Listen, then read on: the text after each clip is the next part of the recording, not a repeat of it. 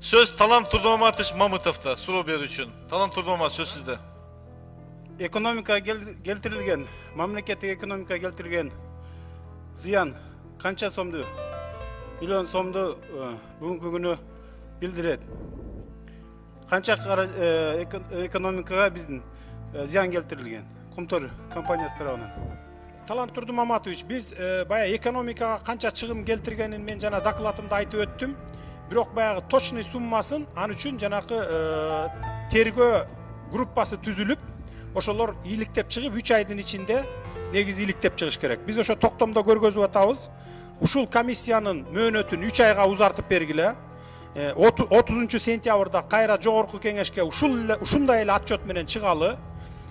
Канча экономикалык ущерб келди Кыргызстанга, канча экологиялык ущерб келди, кайсы эшматпы, ташматпы же канадалык ишкерби камалды, кимиси канча суммадагы акчаны кусту. Ушундай деп атабыз да. Мисалы үчүн азыр так цифрабыз жок бизде экономика боюнча.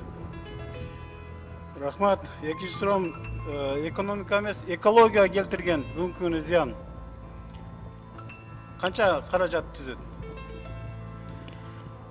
Тилекке каршы ушу 2 айдын ичинде экологияга келтирген чыгымды дагы так аныктап чыга алган жокпуз.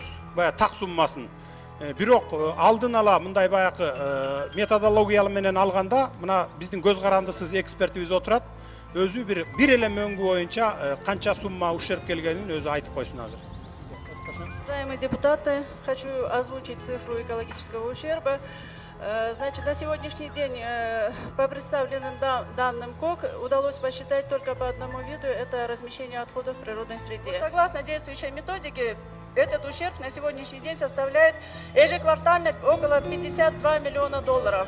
Разница между сейчас рассчитываем в настоящее время суммой в 200 раз, как сами видите. И поэтому, если за 17 лет я провела просто укрупненный расчет, без предъявления, значит, штрафных санкций, а там штрафная санкция предусмотрена, это повышающий коэффициент ежеквартально в 2 раза, плюс начисление пеней и плюс коэффициент индексации, потому что ставка платы утверждалась в 2002 году.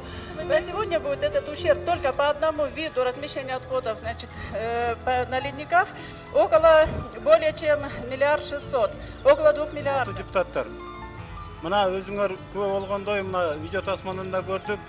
Биздин Кыргыз мамлекетине келтирилген зыян миллиардта эсептелинет.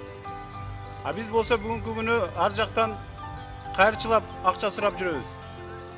Мына ушул маселе боюнча парламенттик комиссиясына мөөнөт берип, тиешелүү органга берип Ген прокуратурага табыштап, жана башка тиешелүү органдар менен биргеликте тергөө органдарын жүргүзүш керек.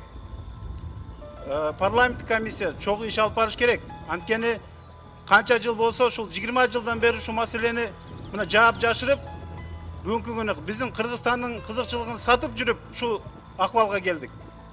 Ал эми ошол жерде ким күнөөлүү болгон болсо, алардын жазалоо маселесин чечиш керек. Анткени алар биринчи Кыргыз мамлекетинин чыккынчылары. Анткени ошентип жүрүп бүгүнкү күнү мамлекеттик катастрофа алып келип атат, экологиялык. Ал эми мына казнабыз болсо бүгүнкү күнү акча жок.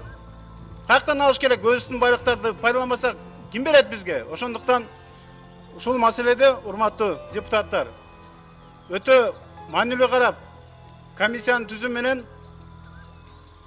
аягына чыгышыбыз керек. Мына ледниктер жөнүндө. Ледниктердин арасын алып барып алып, мусорларды бекитип атышат, көмүп атышат. Бул кандай деген кантип түшүнсө болот? Тиешелүү органдар каякта карап отурду? 10 секунд. Ошол өз учурунда кайдыгер карап, бүгүнкү күнгө чейин көз жумуп келген жетекчилердин дагы жоопкерчилик маселесин чечиш керек, урматтуу депутаттар. Бул биринчи деңгээлде ар бир депутаттын намысы болуш керек. Кыргыз Söz Жомарт Рахатович Сапар